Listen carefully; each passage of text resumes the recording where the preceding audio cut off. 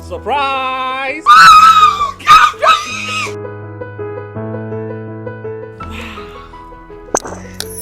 Congratulations, madam. I'm looking forward for a good business deal. It's my pleasure. Excuse me, madam. I am a business partner. Mami ke bibin cho. Tinatet venike no. Se wo use a esiesie ho, e ma ho ye kama, e ma wo ye obe mua. Je na ko try she. Thank you. Tinatet Venike. Tinatet Venike is an oral tonic for maintaining vaginal hygiene. Not recommended for children below 12 years. Pregnant or lactating mothers should consult a doctor. Sorry. Oh, doc. Yes, I know about doc. I want to know anything. Who knows why she. I've said to Anton Yama. No, say the young kukru. So your stomach was said the young. Had been so as I become. And then crying. Meaning said if you be forcing I don't know. Test results naturally say when you malaria when the moji. Yeah, 3D. Yes, malaria. Nani yem no so we no here. Tinatet tomac and a tinatet malake. Famano nano ho betono.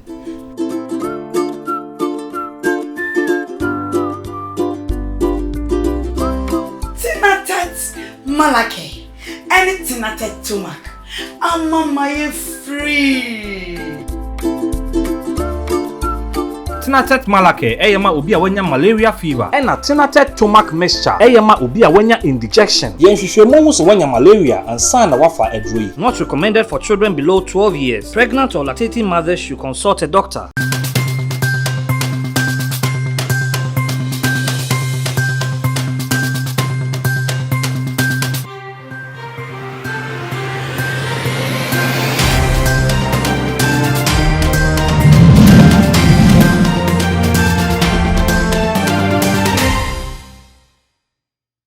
Mede obi biase abusiafo we ye maka dwumadie na wani gusu a wo hwe no tie me ajamu ani ba oton nyansa no mimi tobi wo utobi ene ye wiase nyansa ba yo nyansa bia ye de wo ye de ma ene ye fe na dum ye wadum ku ahodo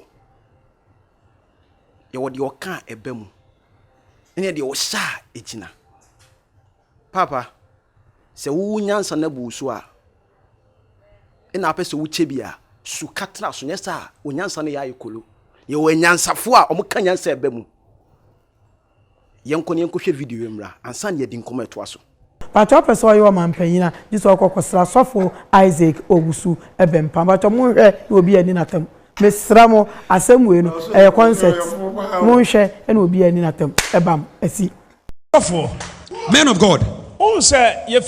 Tradition. There's something we call tradition. Tradition. We think that the tradition of men can never be changed. But God is going to use somebody to change the tradition of men. Something good can come out from Nazareth. Whether you believe it or not, I am a prophet. Whether you believe it or not, we dethrone and enthrone. Whether you believe it or not, it is this same unction that we enthrone kings. Whether you believe it or not, I have the unction of that of Samuel. Whether you believe it or not, I have the oil like that of Samuel. I have the oil like that of Jeremiah, like that of Daniel. And so spiritually, we have one who enthrones and dethrones.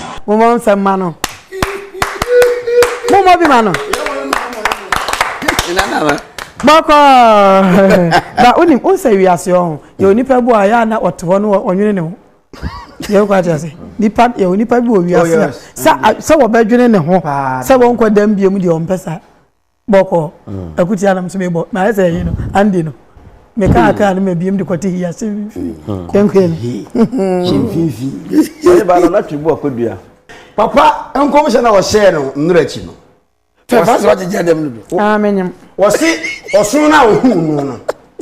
But for us, by no, so was soon. Into another abomubo nimu. And abomubo okodie a nanim se jatano emu. Wo musa kodie ne de no atenia kobo de odi ahini no ebema so wo mienu ena oson de no etin ya na ejinaye it means Ose ami ka mi pe ma bani biadi na me ka mu kro mo kwa papa firi dem ma ani smart me na mfa no kwa we oye ba papa boa oboa eye ntro mampanyin de eye nipa na eto video no ne yekohwe baaye no ofa kojo eri esi ayache bisa amani ni ajinjiri ya elezo yazo ehia mbi maka dwumadie no na ahade ye ka no kore no we are fat de obi ya ye wa asemi wo ha on okay aise obi gina wachi no obo wasum okay na ani etesi ni nyansem but me nya sure say me sure na passe ebia me ba offer for nothing okay me dwene me da before of all my statement na say Matias pa enti de make akosia ne say video na yekohwe baaye no eye prophet Bonsu bempa yeah o hyenkom bi na bese me busa wo say enkom sha Bonsu bempa hye yi eye real ana say ebetumi abamu kojo me da say on ene we asem we mi ni Royal TV for atemetin be ko mu nyansesem okay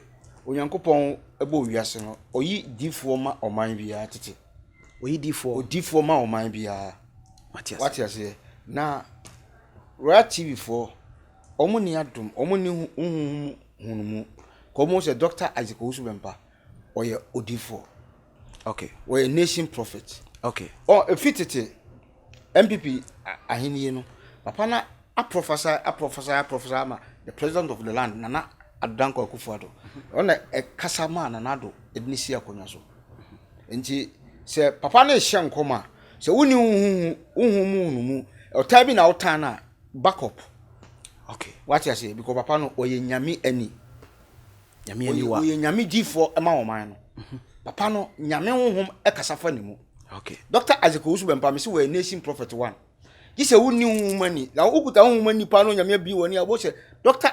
Isaac Bonsu bempa onyankopon na afre no papa no nkom se bia wo se bia aye tururo omo ne timu nhye nkom se ne omo tete wo ekeka omo twetwe no what you say omo ne timu enhye nkom onyame kasa kire na no woka ma study no ma monitor no from day one politicians odi wo machi ma monitor no nkomhye ni nyina etofom onyankopon efa odifo so hye nkoma o hye wo nkoma se o tena hye nkomhye no bebam but utu won na mo a nkomhye no ebe hangi o hye nkomo America Trump nkomhye but Trump ne onyankopon aso twebe se eba ne so that's it and intina man lusu ya because wantie nkomhye no nti olusu ya e ono a na wantie onyame ani what you say but me catch Royal TV for say one me ba host no so over yan fan pem wansa okay masema mi busa won say nkomhye na to fam no ebetumi abamu ebesi because onyame na akasa se nkomhye no de koma no se wanye ho adwuma ebesi onyame wo ka woni ntro wo se wo sha agina o ka so yede ebam onyame difo kronkron hye nkoma eye adwuma eno ne Dr. Isaac Bonsu bempa okay onyame difo kronkron ba pe men ko achiri bebre wo ye MPP for sofo okay pinyina wo ye dey o hye nkomo mo do be ka bia so ye dey ebam last 4 years and I said 3 years ye to abano 4 years wo hye nkom ebam na adentina we wo se kase ya enipa bi di na no wo fom won se ewiase no ota okodu a no wayi na America okay na opama okodu a no wayi na America okay opama boa no wanya na nkyena ase aboa no ho bon papa no oyi nyame nipa ne wo hye nkoma bam ne odima party no ne asem kitwa bi siye ne ye che no what you say ne ni koto ses ne opie ni nti amanfo bebrebe adwen se ode yawo ena ehye nkom betenye yawo odu nyame eni ena ehye nkom amanfo bebrebe dwen se ode yawo ena ehye nkom yawo se yawo se odi party echi ne party in the power ne asemato ne party no ayi nani amano ne yedna kotumu no nti amanfo nim se ode yawo na ehye nkom but oyo nyame difo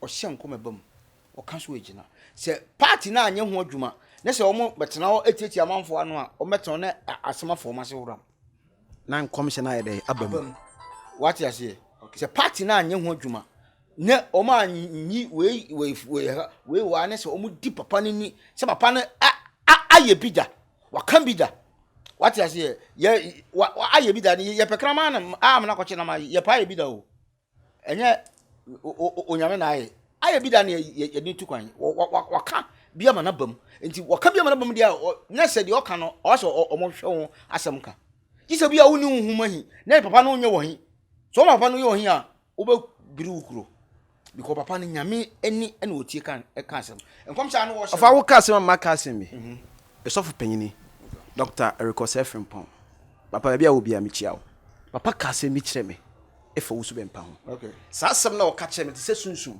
okay edi mechi den many nin shada but if I see that man men kan sa who say papa gina ho na e bia wo ye ya see say now something different be woni mo because of and some no catch him it's a secret I mean to infant to okay because on some dey me aso for there yeah baby am to me bowra but as some na papa na catch him that so da ma adwum ohun say we different so into no me taste asem we into na ma me dey America ba won chen say no something and I say bibi ko watch we say sebi ekura na say bi na to we say we ni na nipa hu lekore no na be nipa hu ba bia no kore ne da wonti na ofama ba won chen no secret ne say omo a ete tell ni so no e de na no wo fom dey na wo ka kire omo for that you mistake no mo ye no o my mistake wonim me pese me do Royal TV for tena se na me kanya sesem kire omo okay adum no so omo stop that nonsense okay adum mra sa host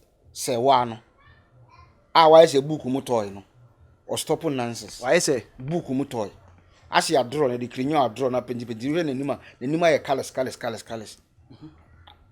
o sua nyansa okay wati amanfo bebie fa ho die so or the program na akasa amanfo bebie but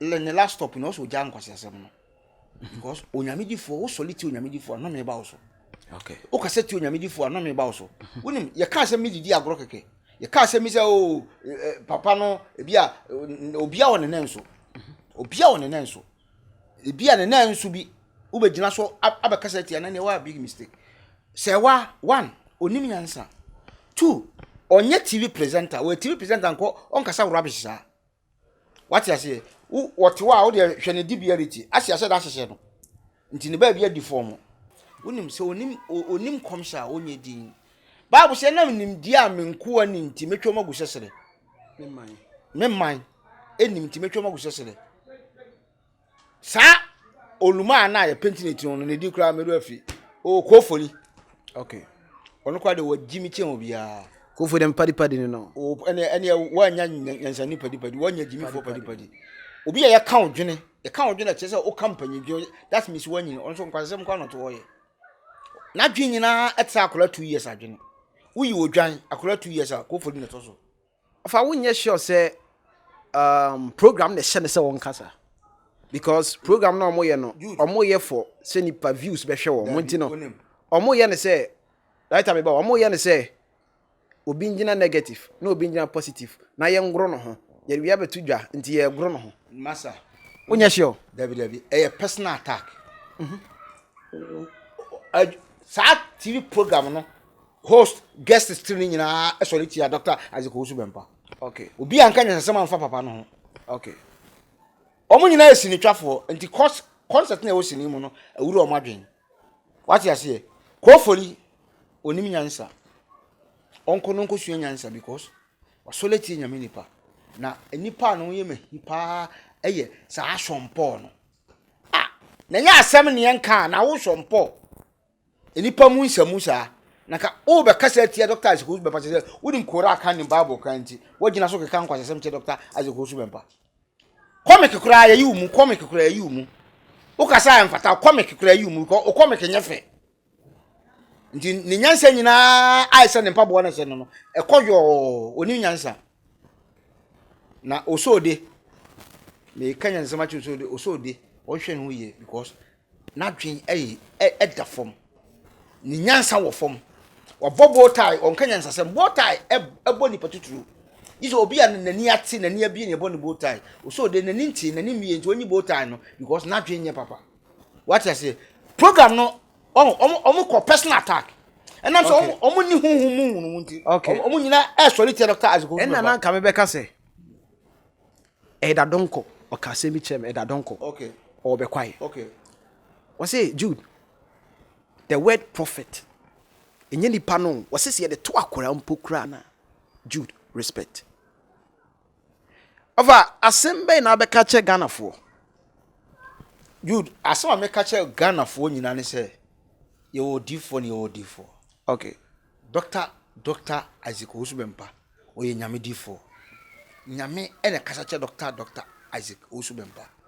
On hyen komo ne hunu mu. O hyen komo de nyame kasa che no. Yise obi a wuni hunhuma ni ne wuni hunhuma so ena ohun che Doctor Isaac Osubempa o mfiri nyame. What you say? Papa no me salutunu. Doctor, me salutunu. Doctor, nyame na afre no. Ni komhye bi a o hye bi abam. Yise obakwasea ena o se Doctor Isaac Osubempa o mfiri nyame. Na unim adum na o se Ghana fo bi no stop nonsense. Omo stop nkwasiasem e wa difo bi so because yamasuatra ene kaseti na doso omamu a nti omanu eto ape. Okay. Omanu eto ajinja enam nyame nkofo bi yakaseti a omo nti no. Okay. Wa ani nyame nkofo bi esi o matwetwe nti unim nti nyame nkofo no hye dem de ya okasa eya adwuma. What you say nti me ka chega na ni bi say Doctor Isaac Osubempa wa obedi ni ho go nyame no obedi. Nyame no obedi. Wa be kaseti ni nyame ede no me baba so gise wuni wonte na gise wu nyame afre papa no nti obi bia papa ne ka asema yemfa asem no asempa na yem ho mpa because papa no odi nyame enum kasa ene pia bonte o si nyame se angase Doctor Isaac Osubempa me se o si nyame se ibesi hina yemra no ho waka nti wa opese unya wo hene di wo manmu ano mesro mentie Ghana fo bi nsem tuana moko papa no na papa no oka ejina ohyeso a ebam because oti onyame ne papa no oka ejina ohyeso a ebam deba asem so na abeka kire eye omo sim kunya abedwafo na ewo no asem na abeka kire asem ameka kire wo ya TV for Shompo oso de kofori na ohema Serwaa no say the nonsense must stop omunya nkwase asem no because adwuma na omo ye no eye enipa hwe omo nipa etia futu from but omo trase yankwasesem nko na moka on program ni nyansa sem ba kokura anim because enya nyansa fo na asi nkonya yankwase fo na asi nkonya nti omo nsua nyansa mfiri nyansa fo na omfa me tu omanfofo what you say asoma meka kire mo wanu ofa yeda wase wakani na senie ofa K Gyasi e kanono but ade ba ko na meka kire Ghana for say enkom se tofoma yenhwe angle enkom se ni friba me ye sure say sanekre kasa na sekrekre di adanse a hu ni krewum na central kasa na ntro di adanse a hu ni krewum ema yesumo merade enyumre yakin kansem no ye be ma sister Paulina ene de yafo enyumre yakin kansem no ye be fa free Abus chapter. Ebe! Sister Paulina, we reading glasses here chini na hu Hebrew. Hey! Madam! Ajemkwani. Tinatet Hayan Herbal Capsule. Edro yinti na brewate semi. Me ready amenche glasses. Obroni besi. See clear. Eye no crow. Tinatet Hayan Herbal Capsules. A full supplement for good vision and not recommended for children below 12 years, asthmatic patients, pregnant and breastfeeding mothers. Edro yu pebi atwa. For Tinatet Herbal Shop. Hey, now no way. Tinatet Hayan. See clear. Tinatet Edroi. FDA ahwehwem agye atum se eye. Tribulus terrestrix, Kayani, Panex Caltrop, Jingo Bilaba.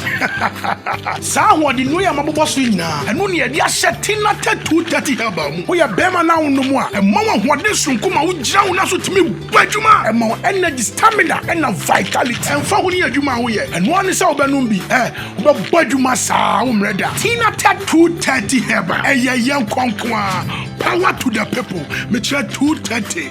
So our what feeling? How down me back? Kinaata 230 Herbal. Kinaata 230 Herbal is a full supplement for rejuvenation and vitality. And no sa ebra ofa sa edrowe. Oba wafa yefunu. Ne oma ne banofo. Ene akola ondi emfie du watching.